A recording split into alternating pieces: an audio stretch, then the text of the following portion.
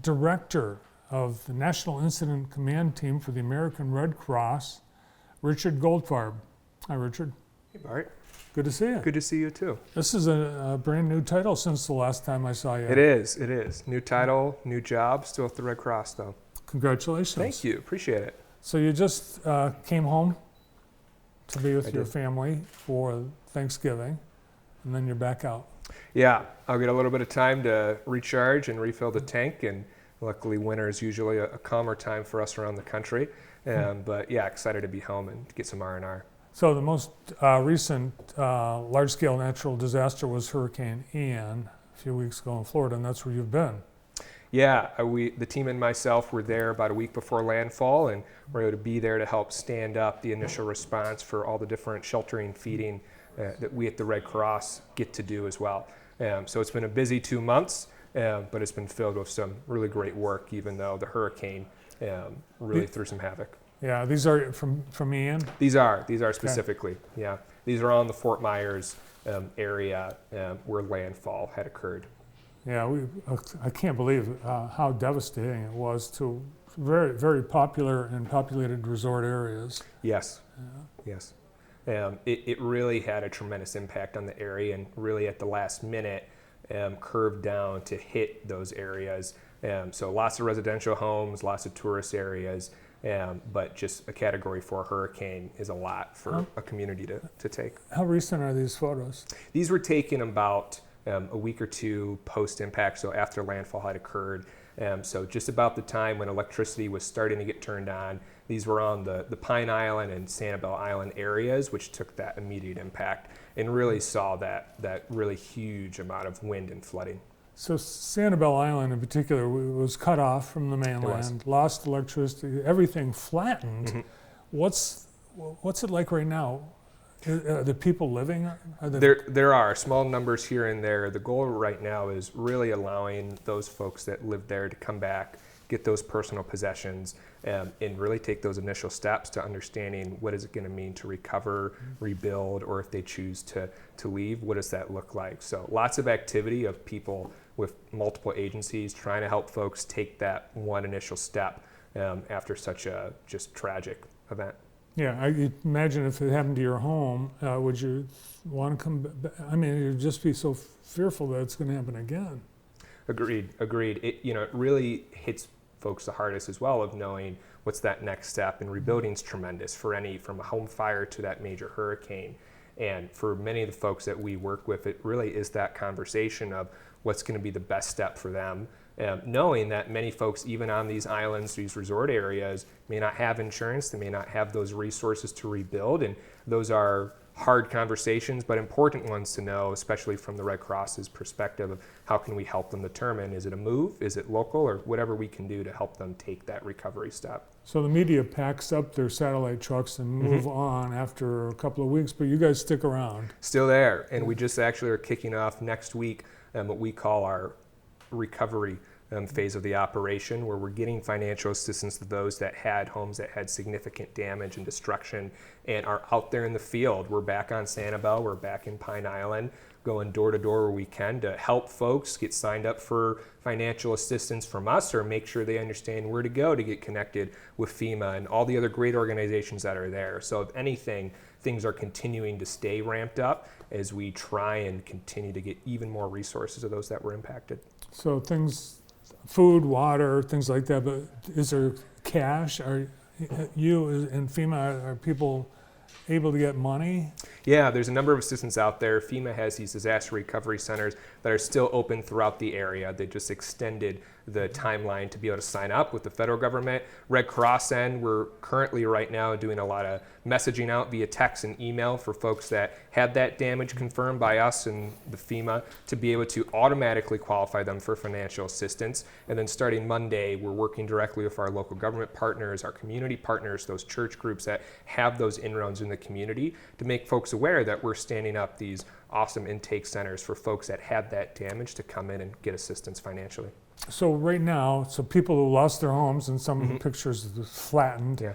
are people living like in school gyms on cots, or do they have, what's the, I guess the temporary housing? So luckily our shelters have really decrease in the numbers. So we still have a few hundred folks in Red Cross shelters, a few hundred in a local shelter in Lee County.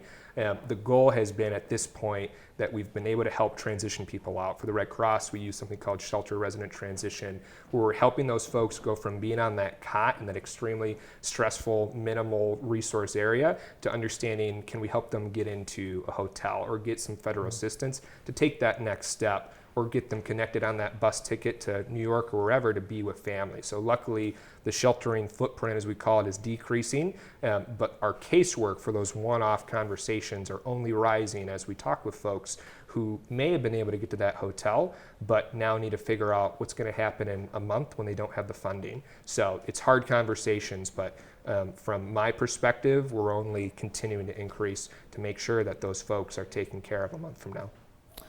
So this conversation, you're one of those people that has to have that conversation. I would say for my role specifically, yes, my role as it falls in the National Incident Command Team is really to be a leader who's supporting our team in the ground. So when we have those caseworkers who are out there, as I envision for myself, it's that, do they have the resources do they need? Do we have the tech that they can have that conversation? Do we have enough caseworkers? And Red Cross, we've brought in close to 3,000 volunteers and staff to be there on the ground supporting. So my new role now is really focused on not just being a part of those conversations, but making sure as an organization, how can we continue to do a better job to make sure we have those volunteers in that right position to talk with that family. So at this point in the recovery, what are your people doing? Are you physically moving, like dragging refrigerators out to the curb? Not as much for us. Our role is we'll partner a lot with Salvation Army, who does phenomenal work to, as we call, mucking and gutting and help people get stuff out. Our volunteers are out there talking so with those folks in person in those remaining shelters. And then next Monday, we're standing up a number of these intake centers. We'll have caseworkers, health service workers who are nurses or doctors who are coming back as volunteers there to talk with those folks who are looking for financial assistance or resources in the community. So the folks we have there now are going to be there in person through December, through Thanksgiving here, really trying to make sure we have as many of those in-person conversations as we can with those that need the help the most. And the Red Cross is one doing the damage assessments, going door to door? They do it. We have been. We've done over 200,000 assessments, which has been a record for us and our ability to get out there. FEMA, our state, our county partners, they do it as well. And it really becomes a coordinated effort that we're sharing that information. But from the Red Cross end, we want to make sure that we're verifying as much information as we can. So if someone lost their home, we want to be able to already have that information ready so we can say, great, let's get you some financial assistance, let's get you some additional resources, and just as quickly as we can, get those resources to the people that need it. What are we talking about in terms of numbers? Like how many Red Cross people are in Southwest Florida?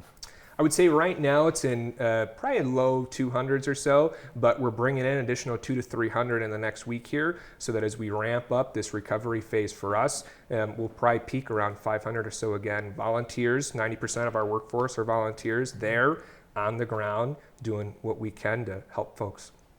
And you've got people that they might be carpenters, they might be a plumbing specialist. Their skills back in their home, real world, they can use them as part of Red Cross Fund. Absolutely, absolutely. Yeah, and it's always incredible to see when we have those folks bring those expertise to the field, that they can be here and apply that in a way where these needs are the same needs we see every day, but with the emphasis of destruction, it's only exacerbated for that focus for that single community. So it's an incredible experience watching folks come in looking to serve and help. Well, you've been on scene at disasters for many years, so how does this compare the scale and what you saw when you first arrived? I'd say for me personally, this has been one of the biggest and just the most severe destruction I've seen impacted to a community. I would say it's hard for me to see it in a way, and I cannot imagine the impact for our folks, our community members there. So Hurricane Ian has been one of those largest hurricanes we've seen make impact. And as we saw a short few weeks later, we had a Hurricane Nicole come in as well, knocking on the other side of the coast. So unfortunately, we're only seeing more of these massive hurricanes impacting our communities each year. Yeah, later in the year, more severe than before. The planet's warming.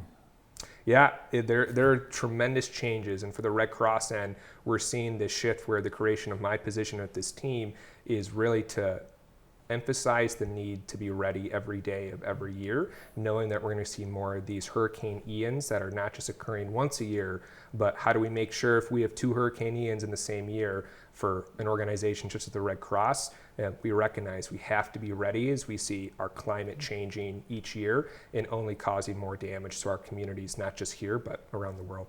Well, unfortunately, you're not going to be out of business anytime soon. Unfortunately not. What's the next? Like, so they say, well, it's going to be years for Naples and Sanibel Island and whatever to fully recover. How long does the Red Cross stick around?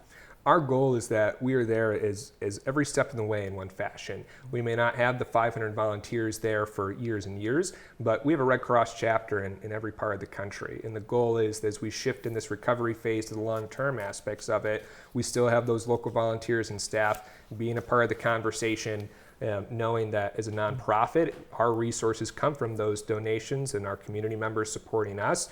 And ideally, being able to continue financial assistance further will be a major goal as we look ahead.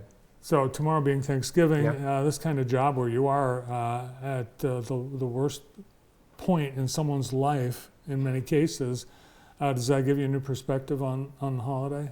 I think it does. And I think for myself, for the past 5 years and working in this environment, it's only emphasized for me that importance of coming home when you can, being present with family and friends. And for myself, it only encourages me more of the importance of this kind of work, to be out there helping folks who may not be able to have that. And for myself, just to appreciate having good family and good friends always around.